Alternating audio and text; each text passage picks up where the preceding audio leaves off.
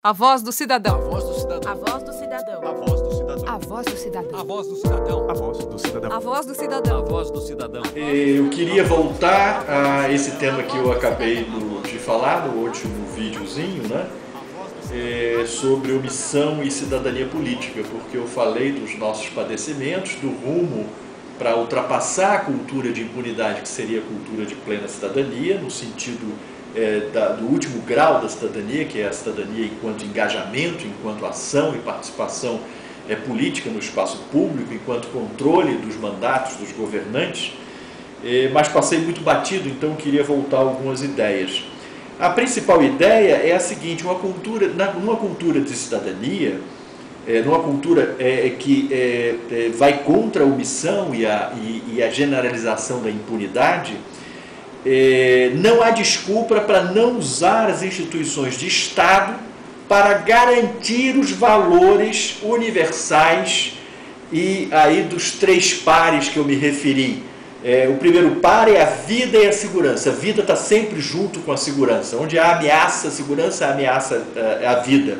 É o primeiro grande valor universal que nossos antepassados da nossa civilização ocidental nos transmitiram, né? Está nos 10 mandamentos, a vida e a segurança, que é função precípua, clássica, ontológica do Estado.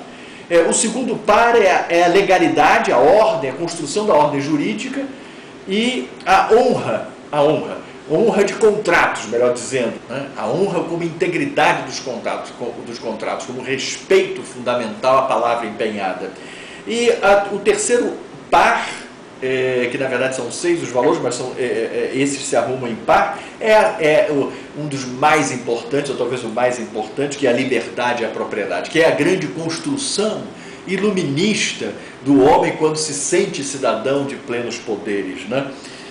Quando se inverte o poder, sai do monarca, mas passa a ser um poder compartilhado, supervisionado, fiscalizado pelo cidadão, que passa a ser o mandante, enquanto o governante é o mandatário, que é a liberdade e a propriedade. Não existe liberdade sem propriedade, não existe sequer a identidade do cidadão e não do servo sem a propriedade, porque a propriedade é se apropriar de cara da sua força de trabalho e da sua capacidade intelectual, do produto da sua capacidade intelectual. Portanto, esses 3 pares de conceito, ou 6 valores da tradição universal da nossa civilização, não podem ser flexibilizados, relativados, questionados por nenhum interesse de qualquer corrente doutrinária. Portanto, cabe a nós, os acadêmicos, a elite brasileira,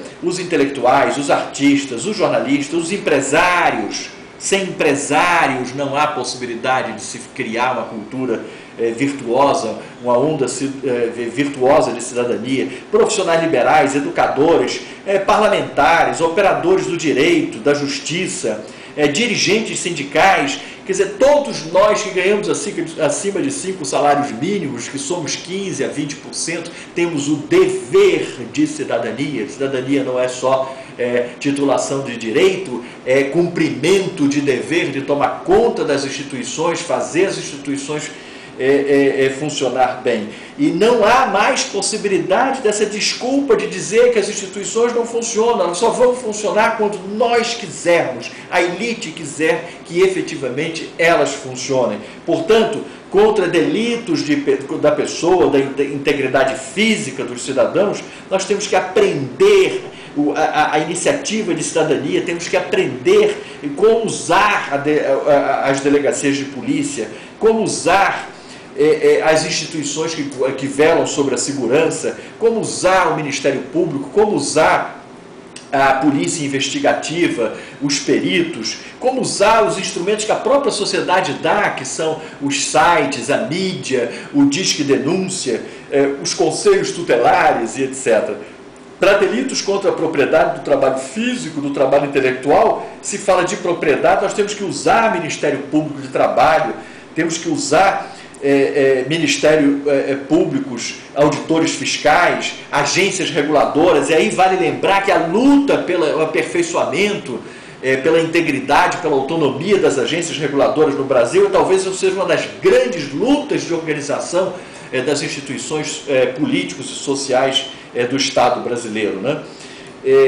E por aí vai. Nós não temos mais a desculpa de sermos coniventes, tolerantes com nenhum tipo de corrupção.